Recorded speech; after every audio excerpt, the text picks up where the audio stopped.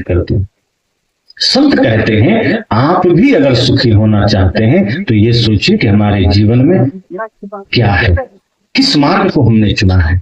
अगर हमने हिंसा का मार्ग चुना है, अगर हमने नफरत का मार्ग चुना है, अगर हमने ईर्ष्या द्वेष का मार्ग चुना है, अगर हमने समस्त बुराइयों का मार्ग चुना है, नशा दुर्व्यसन का मार्ग चुना है, तो आप कुछ भी कर लीजिए सुखी नहीं हो सकते। और अगर आपने प्रेम का मार्ग चुना है तो दुनिया कुछ भी कर ले आपको दुखी नहीं कर सकती है। दोनों बात, अगर आपने प्रेम का मार्ग चुना है तो दुनिया आपको दुखी नहीं कर सकती, और अगर आपने हिंसा का मार्ग चुना है तो स्वयं भगवान भी आपको सुखी नहीं कर सकते। इसीलिए इस धरती पर अमर होना है, सूत्र यही है। सुखी होना है, सूत्र यही है। मन को निर्मल कर लीजिए, जीवन को पवित्र बना लीजिए। ये सोचिए कि जैसे मैं सबसे सुख चाहता हूं वैसे ही मैं भी दूसरों को सुख। अगर मैं दूसरे से ईमानदारी चाहता हूं मैं भी दूसरे को ईमानदारी दूं। मैं दूसरे से प्रेम चाहता हूं मैं भी दूसरे को प्रेम दूं।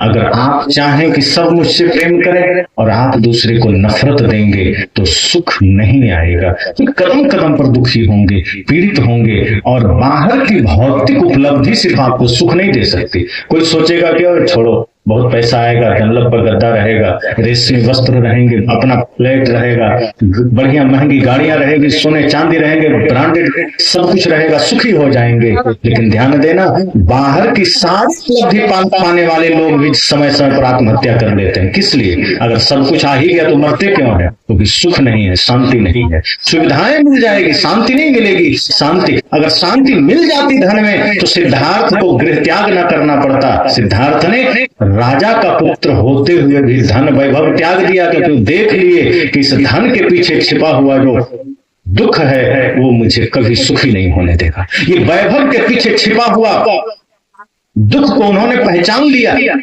मीराबाई को महल का त्याग न करना पड़ा। बड़े बड़े ऋषि मुनि जो राजा के पुत्र हुए उन्होंने धन को लात मारी। क्यों? वो जानते थे ये शरीर की सुविधाओं के लिए है, ये आत्मा को शांति नहीं दे सकते। आज हमें लगता है कि धन पूरा हो जाएगा हम सुखी हो जाएंगे। एक चीज हमेशा ध्यान रखिए, धन आपके शरीर की व्यवस्था के लिए, इससे ज्यादा उसका कोई रोल नहीं है। मन की शांति धन से नहीं आती। अगर मन की शांति धन से आती तो माता सबरी तो सबसे ज्यादा दुखी रहती, क्योंकि वो तो टूटी हुई झोपड़ी में थी, फटी हुई साड़ी में थी। और सबसे ज्यादा सुखी रावण को होना चाहिए था, वो तो सोने की लंका में था। आज किसी के पास एक सोने की अंगूठी भी हो तो उस आदमी को जनवरी में भी गर्मी आ जाता है शरीर में कि हमारे पास सोना है। अब जिसके 5 उंगलियों में सोना हो, गले में भी सोना हो, फिर सोचो वो तो जैकेट भी उतार के चलेगा कि देख रहे हो। और रावण पूरा शहर ही सोने का था, सोचो कितनी गर्मी होगी उसके पास। लेकिन सुख था क्या उसके पास?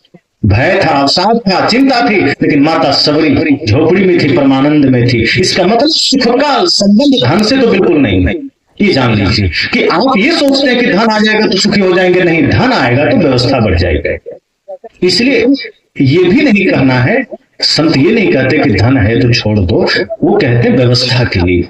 धन है तो देखिए पंडाल लगा है, धन है तो साउंड लगे हैं, धन है तो खाना मिल रहा है। लेकिन बस इतना ही संत कहते हैं कि धन का जो उपयोग देना उसको, धन सिर्फ शरीर की व्यवस्था के लिए है, उसको आत्मा मत जाने देना, वरना वो आत्मा को भी नरक में लेकर डुबा देगा। धन का काम सिर्फ शरीर को व्यवस्था देना है, तो धन का वही महत्व देना।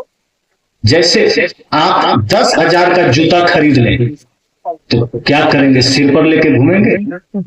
कौन आदमी है जो कहेगा नहीं बड़ा महंगा जूता है, 50,000 का लिया है, इसको पैर में कैसे पहने, घिस जाएगा। अरे वो लिया ही सिर की रक्षा के लिए, चाहे 1 लाख का क्यों ना हो। आप उसे सिर में बांध के नहीं घूम सकते। अगर जूता सिर लिए तो लोग कहेगा पागल हो गया यार।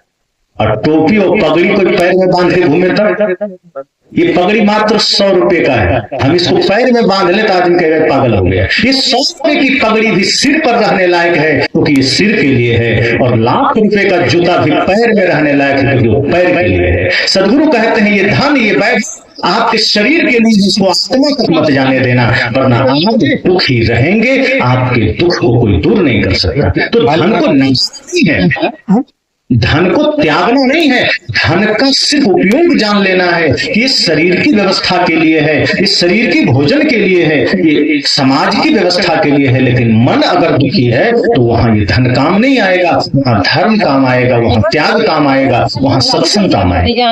इसलिए यह ध्यान देना है कि हमें धन के प्रति जो गलत आसक्ति हो गई है कि यह आ जाएगा तो हम सुखी हो जाएंगे, इस भाव का त्याग करना है। संतोष आएगा तो सुखी होंगे। सदगुरु ने कहा है ना, गौधन गज धन बाज धन और रतन धन खान, जब आवे संतोष धन सब धन भूर समान। वे कहते हैं कि कितना भी धन आपके पास हो लेकिन सुख नहीं आएगा। कब आएगा? जब आवे संतोष धन, जो है उसमें आपको संतोष हो गया, सुख आ गया। वरना बड़े बड़े सेठों को भी सुख नहीं है। क्यों? अगर 5 फैक्ट्री है तो मंदिर में जाके कहता है हे प्रभु 10 हो जाए तो सुखी हो जाएंगे। अब जिसके पास एक भी नहीं है वो सोचता है 1 हो जाए तो सुखी हो जाएंगे, जिसको 1 है सोचता है 2 हो जाए तो सुखी हो जाएंगे, जिसके पास 5 है वो सोचता है 10 हो जाए तो सुखी हो जाएंगे। और क्या लगता है 10 होने के बाद वो कह देगा हाँ बस अब हो गया, अब नहीं चाहिए। कहेगा नहीं प्रभु 20 हो जाए तो सुख मिलेगा। एक आदमी सरपंच का चुनाव लड़ने गया, एक संत ने कहा गुरुजी आशीर्वाद दे दो, सरपंच बन जाएंगे तो हम सुखी हो जाएंगे। गुरुजी ने कहा देखो मेरे आशीर्वाद से तो कुछ नहीं होगा, लेकिन फिर भी तुम आए हो तो चलो आशीर्वाद है। उस सच में जीत गया। अब अगला चुनाव आया, एमएलए का, विधायक का, वो आ गया गुरुजी के पास का, गुरुजी आपके आशीर्वाद से हम सरपंच का चुनाव जीत गए, इस बार हम एमएलए का चुनाव लड़ना चाहते हैं, विधायक का आशीर्वाद दीजिए, बस एक बार जीवन में सपना है विधायक बन जाए हम सुखी हो जाएंगे। गुरुजी ने कहा तुम तो सरपंच बन रहे थे तभी कह रहे थे हम सुखी हो जाएंगे, कुछ नहीं चाहिए। कहने नहीं बस गुरुजी एक बार कृपा कर दो, बस अब एमएलए बन जाए फिर कुछ नहीं मांगेंगे। गुरुजी ने कहा चलो ठीक है, वैसे तो मेरे कहने से क्या होगा लेकिन आशीर्वाद है। वो सच में जीत गया। अब थोड़े ही दिन बाद आया एमपी का चुनाव, सांसद का, वो पहुंच गया गुरुजी के पास, गुरुजी कृपा करना अब क्या है, सांसद बनने का मन है। तुम तो कहा था विधायक बनेंगे, सब सपना खत्म, वहीं विराम। कहा नहीं अब थोड़ी लालसा बढ़ गई, अब मन है दिल्ली भी बैठने का, थोड़ा कृपा करना, अभी पूरा सुखी नहीं हुए, थोड़ा बाकी है, कृपा करना हम सांसद बन जाए। गुरुजी ने कहा चलो ठीक है एक बार और कृपा कर दिए। वो सांसद का चुनाव जीत गया।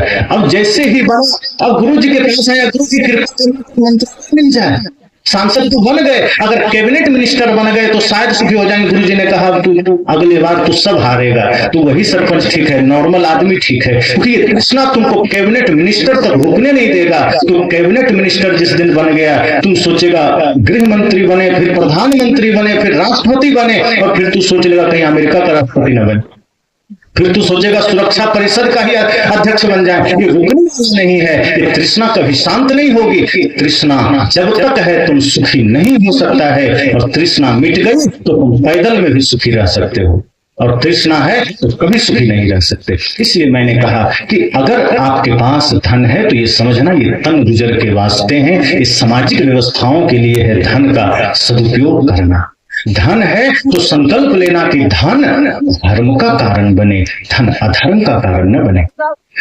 बल है पास में शारीरिक बल, तो सोचना यह बल भी निर्बल का बल बने। ये किसी भी असहाय लाचार को सताने के लिए नहीं है। मैं अक्सर उदाहरण देता हूं, हनुमान जी के पास भी बल था, कुंभकर्ण के पास भी बल था। हनुमान जी अपना बल का प्रयोग कहां करते थे? निर्बल को सहारा देने में, दुष्टों के नाश में। अब कुंभकर्ण लाचार को सताने में, आम आदमी को प्रताड़ित करने में। तो कुंभकर्ण का बल अधर्म का कारण बन गया, हनुमान जी का बल धर्म का कारण बन गया। इसलिए वो पूजा नहीं गया लेकिन हनुमान जी पूजे गए। इसलिए सदैव ध्यान देना, ये धन ये बल ये आपका धर्म के लिए है, ये अधर्म के लिए नहीं। अगर धन है सोचना ये धर्म के लिए, एक दिन ऐसे भी लुट जाना है, छूट जाना है, तो धन का सदुपयोग करिए। अगर धन का सदुपयोग नहीं करेंगे तो ये धन आपको शराबी बना देगा, ये धन आपको जुआरी बना देगा, ये धन आपको हिंसकी बना देगा। लेकिन धन का अगर आपने सदुपयोग किया, यही धन आपको धर्मात्मा बना देगा। अगर बल का आपने सदुपयोग किया, यही बल आपको पुण्यात्मा बना देगा। इसलिए मैंने कहा दुख कोई दूसरा नहीं देता, हम अपने ही कर्मों से सुख दुख पाते हैं। अगर हमने ठान लिया, संकल्प ले लिया, तो इस धरती पर कोई हमें दुखी नहीं कर सकता। उसका मार्ग यही है कि मन को निर्मल कर लीजिए, पवित्र कर लीजिए। समस्त सृष्टि में सबके प्रति यह सोचे कि सबके भीतर तो भगवान बैठा है, किससे ईर्ष्या करूं। सदगुरु कबीर ने कहा है, हृदय वसेते ही राम न जाना। सबके हृदय में राम है, मैं किससे बैर करूं। सबके हृदय में परमात्मा बैठा है, किससे नफरत करूं। और कृष्ण तो कहते हैं ईश्वर सर्वभूतानां हृदय से अर्जुन तिष्ठति। कृष्ण भी वही बात कहते हैं कि सबके हृदय में ईश्वर बैठा है, फिर किससे बैर करना। और तुलसीदास जी भी कहते हैं प्रकृति पार प्रभु सरूरवासी। और तुलसीदास जी तो और भी कहते हैं, कहत सकल घट राम मैं तो खोजत कही काज, तुलसी यह कुमति सुनपुर दिलाज। घट में है सुझे नहीं लानत ऐसो जिन, तुलसी या संसार को भयो मोतिया बिन। तुलसीदास भी कहते हैं कि घट में सबके राम है, दिखता नहीं, आदमी से नफरत कर रहे। इंसान से नफरत करते हो, भगवान को क्या तुम पाओगे।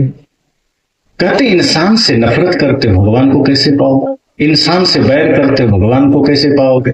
इंसान से जब इंसान से प्रेम करेंगे, माता पिता गुरु में श्रद्धा रखेंगे, अपने भारत देश अपने राष्ट्र के प्रति श्रद्धा सम्मान और सेवा का भाव होगा, तो समझना आपने जीवन को पूरा कर लिया। और जो व्यक्ति धर्म के मार्ग पर चलेगा वो परिवार में भी प्रेम से रहेगा। आज हमारे समाज में लोग राम जी की पूजा करते हैं, रामायण भी पढ़ते हैं। अधिकांश लोग रामायण की कहानी जानते होंगे, सब जानते। रामायण से शिक्षा कितने लोग लिए। राम जी ने अपने भाई भरत के लिए पूरी गद्दी छोड़ दी, चुपचाप जंगल चले गए। आज 1 इंच के लिए अपने ही भाई को न्यायालय तक घसीट देते हैं। और कोई पूछता है तुम राम जी को मानते हो, तुरंत कहता है मैं पूरा राम जी का भक्त हूं। तो राम जी का भक्त है तो अपने ही भाई को जमीन के लिए कोर्ट तक कैसे घसीट दिया। तो राम जी का भक्त हुए कि रावण के भक्त हुए। क्योंकि भाई को लात मारना, भाई से बैर करना है तो रावण का काम था, राम जी का नहीं। राम जी तो प्रेम रखते थे, भरत जी प्रेम रखते थे। अगर आप बड़े भाई हैं तो राम बनकर जिए, छोटे भाई हैं तो लक्ष्मण भरत शत्रुघ्न बनकर जिए। और जिस व्यक्ति को अपने भाइयों में परमात्मा का दर्शन होता है वो कभी किसी को दुख नहीं दे सकता। जो अपने ही घर में सब में परमात्मा को देखता है वो कभी किसी को पीड़ा नहीं दे सकता। आप वो घटना याद करिए कि कितना प्रेम है भरत में और राम में, कि दुनिया ने पूछा राम जी से कि हे प्रभु संसार आपको भजती है, नाम जपती है, राम राम राम राम करती है दुनिया, ऐसा कोई है जिसे राम जी भजते हैं। राम जी किसका भजन करते हैं? अधिकांश लोग कहेंगे शिव जी का, लेकिन राम जी ऐसा बोले हैं। राम जी से जब लोगों ने कहा कि हे प्रभु आपको दुनिया भजती है, आप किसको भजते हैं, किसको जपते हैं, किसका नाम जपते हैं, तो राम जी ने क्या कहा? भारत सरिसे को राम सनेही, जग जप राम राम जप जेही। उन्होंने कहा भरत से प्यारा मुझे कौन होगा, दुनिया मुझे भजती है, मैं अपने प्यारे भाई भरत को जपता हूँ, भजता हूँ। सोचिए कितना प्रेम रहा हो। और हम उनकी पूजा करके अपने ही भाई से झगड़ा किया, साथ बैठ के खाने को राजी नहीं। आज हमारा घर होटल बन गया। आप सब होटल जाते हैं, वहां परोसने वाले भी खड़ा है, तैयार है, आप गए बैठे खाए निकल लिए। सामने कौन खा रहा है, कोई लेना देना नहीं। आप खाए आप निकल लिए, दूसरा आया वो खाया निकल लिया। घर में यही तो हो रहा है। बड़ा भाई आया, भोजन आ गया सामने, खाया निकल लिया। छोटा भाई आया, वो भी खाया निकल लिया। वो अलग बैठा है, बड़ा अलग बैठा है, कोई लेना देना नहीं। घर घर नहीं, होटल हो गए। फिर राम जी की पूजा से क्या, फिर दुख क्यों नहीं रहेगा, पीड़ा क्यों नहीं रहेगी, परिवार में समस्याएं क्यों नहीं रहेगी। जब छोटे भाई को बड़े भाई में श्रद्धा, बड़े भाई को छोटे भाई से स्नेह हो जाएगा, प्रेम हो जाएगा, माता पिता के गुरु के चरणों में श्रद्धा जग जाएगी, आपका घर ही मंदिर बन जाएगा। फिर वो घर कभी कब्रखाना नहीं रहेगा, फिर वहां कोई दुख नहीं, कोई दरिद्रता नहीं, कोई समस्या नहीं।